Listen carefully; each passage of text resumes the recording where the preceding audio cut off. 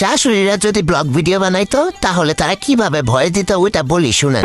সকাল 6টায় ঘুম থেকে উঠে দেখলাম আমার বৌমা এখনো ঘুম থেকে উঠেনি। রাগে তো আমার শরীরটা জ্বলে গেল। এরপর আমি রাগ করতে করতে চলে গেলাম রান্নাঘরে।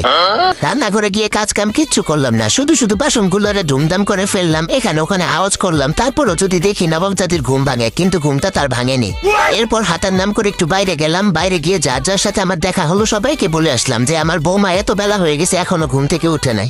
এরপর চলে আসলাম বাড়ি এসে সোজা নিজের ঘরে গেলাম। মনে মনে ভাবলাম একটু ফোন করে সবাইকে জানিয়ে দেই যে আমার বৌমা এখনো ঘুম থেকে উঠেনি। এজন্য প্রথমে ফোন করলাম আমার মেয়েকে। সে ফোনটা ধরলো না, মনে হয় সারাদিন অনেক কাজ করে তো অনেক টায়ার্ড ছিল, এই জন্য এত সকালে ঘুম থেকে উঠতে পারে নাই।